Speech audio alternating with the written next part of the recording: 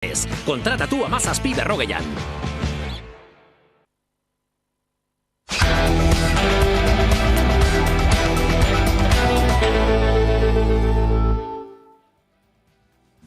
Abortua legez kanpo utziko lukeen lege proiektua berretsi du Ameriketako Estatu Batuetako Auzitegi Gorenak. Politiko hedabideak filtratutako zirriborroaren benekotasuna berretsi du honela. Zirriborroaren arabera litekeena da emakumeek 1973tik abortatzeko duten eskubidearen babesa ekainean baliogabetzea 20tik gora estatutan. Aeben abortatzen duen emakumea ezkongabea, diru-sarrera txikikoa eta beltza da batez ere.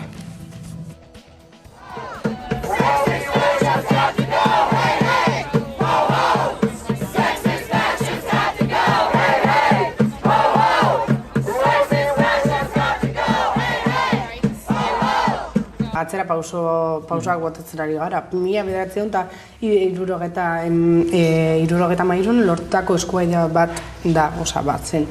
Eta hau gertatzen bada, Mexiko bezala pasako da, ez? Egongo dela, estatu batzuk non abortua librea izango dan, eta beste batzuk non abortua klandestinoak izan behar diaz. Ezke abortua librea izatea, ez da esaten, ez da zela egon bihar abortuak.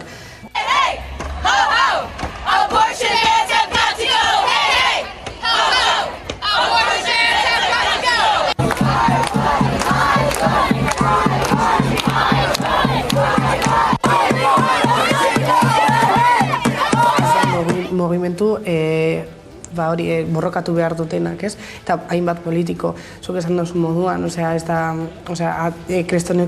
kristonezko atzera pausoa da, ezin da bermatu, ez? Bakoitzaren askatasun pribatu moduan, hau oso garrantzitsua da, niretzako, eta emakume guztientzako.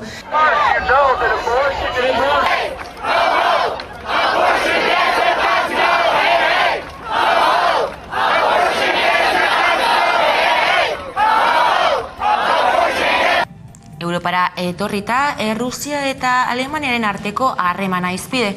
Alemania zen petrolioaren debekuarekin zalantza gehien zuen herrietako bat, baina Moskuk joan den astean Poloniari eta Bulgariari gas hornidura mozteko hartutako erabakiak jarrerak hurbildu ditu Berlinen eta Bruselaren artean.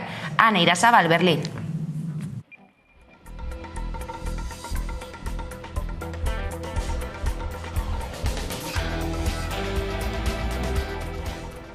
Estan da egin baino lehenago, edo gerraren fase berriak estan da egin baino lehenago, Alemaniara importatzen zen gasaren 95% Errusiatik zetorren.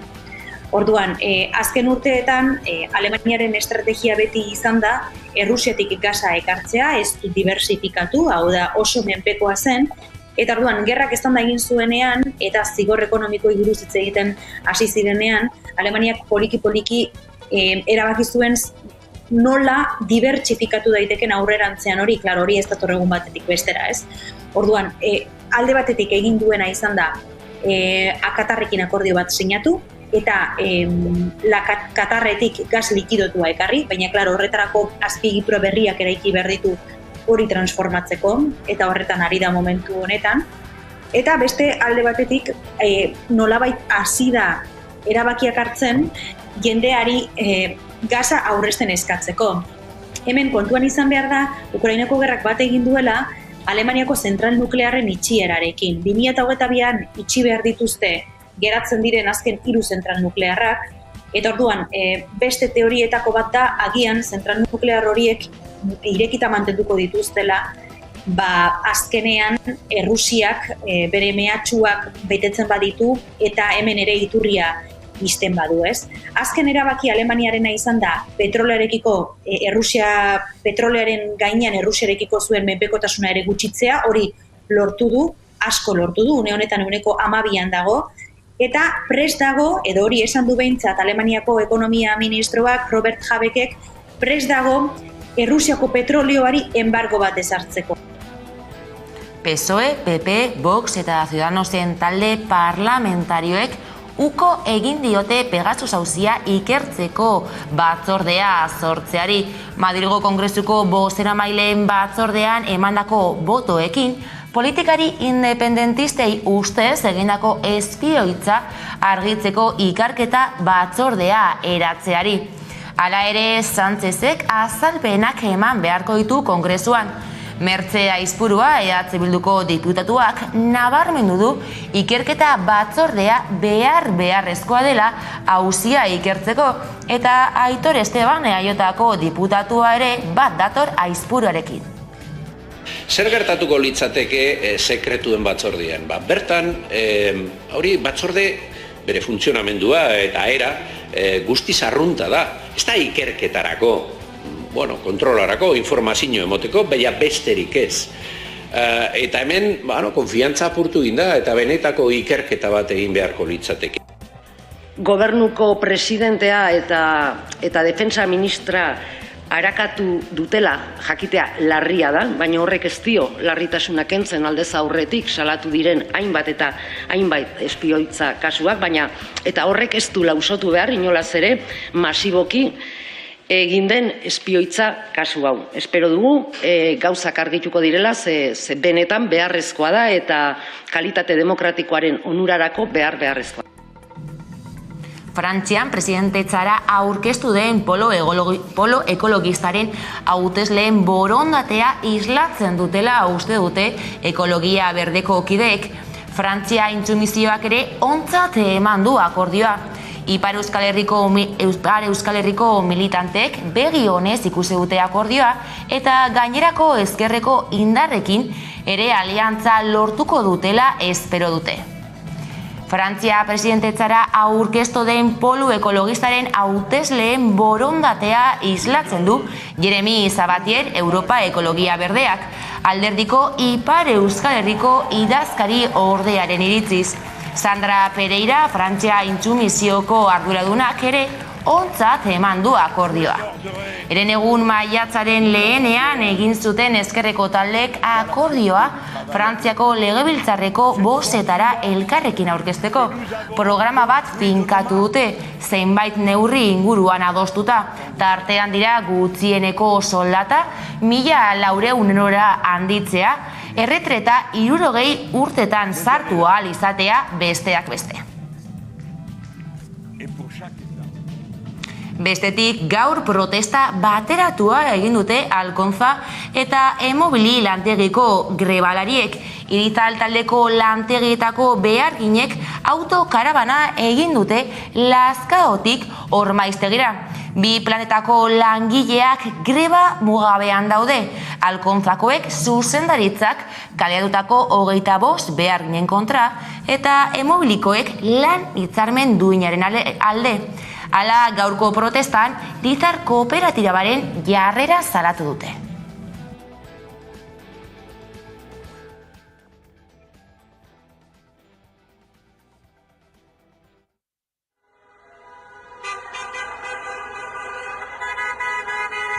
Gaur goizeko 6:30 basauden patruliakan, Alkontzan, eta 7:00 gutxiagotan, torri dira Eskirolako ez da bere, autobusez. Sartu dira eurek eta gu joan gara Gipuzkoara. Ze genukan kotxe karabana Adunakoekin, Gemakoekin, horrek dira e-mobilitikoak, ze daude greba mugagabean ere, eta Gemakoak daude konbenio bat, hitzarmen baten alde borrokatzen, eta kotxe karabanan egon gara 120 kotxe gutxi gora bera, hasi gara Lazkaotik eta bukatu duguan Ormaiztegiko enpresaren aierren.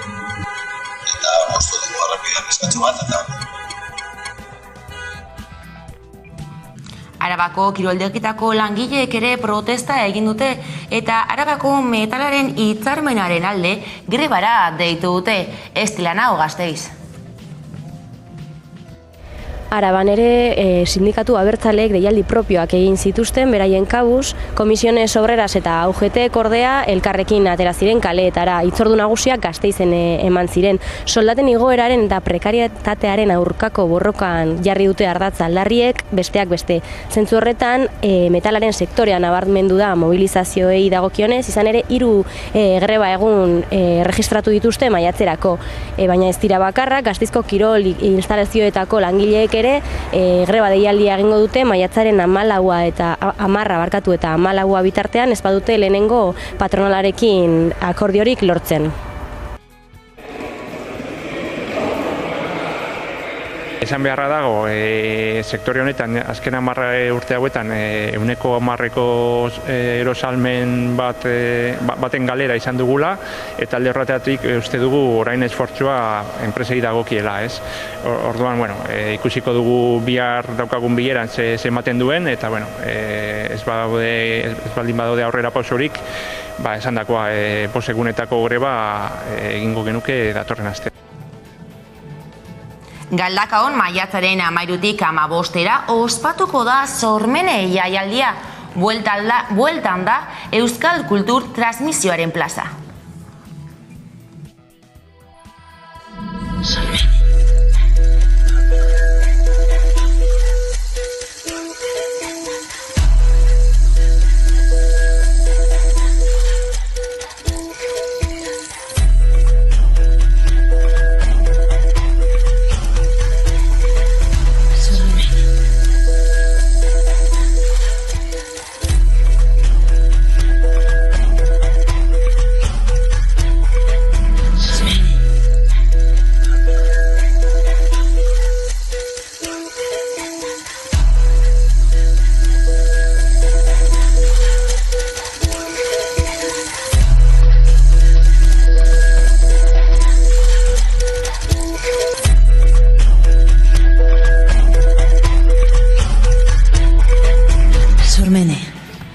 Kiroletan gaur zabaldu dute 57. Behobia Donostian parte hartzeko izen emateko epea. Antolatzaileek jakinarazi dute gutxienez 30.000 lagunek parte hartuko dutela aurtengo lasterketa ospetsuan. Azken edizioan baino 5.000 gutxiagok.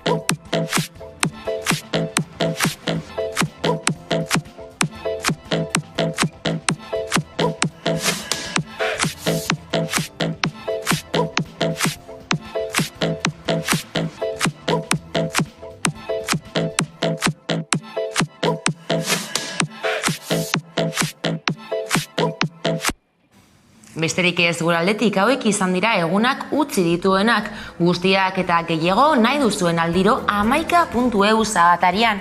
Gaurkoan bulego taldearekin agurtuko zaituztegu, beraz gustatuko zaizuen lakoan besterik ez. Hauek izan dira egunak arratsaldeko 8 arte eman dituenak, ondo izan eta orain arte.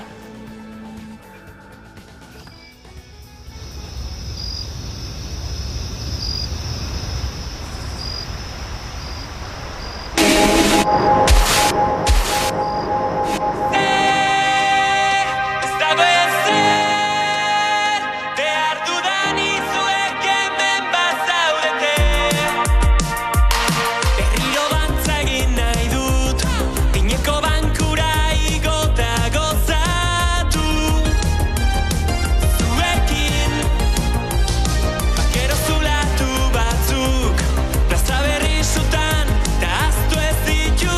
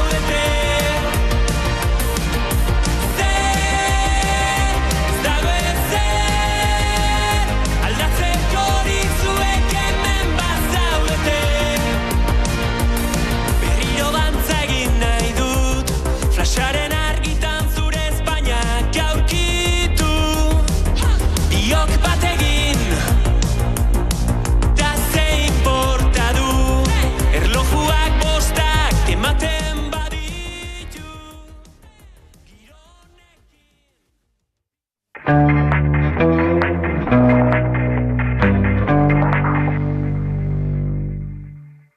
Eta egunero legez, elkarrizketari atea irekiko diogu. Eta horretarako gaurkoan gurekin dugu Oihana Etxebarrieta, EH Bilduko legebiltzarkidea eta idazkari feminista.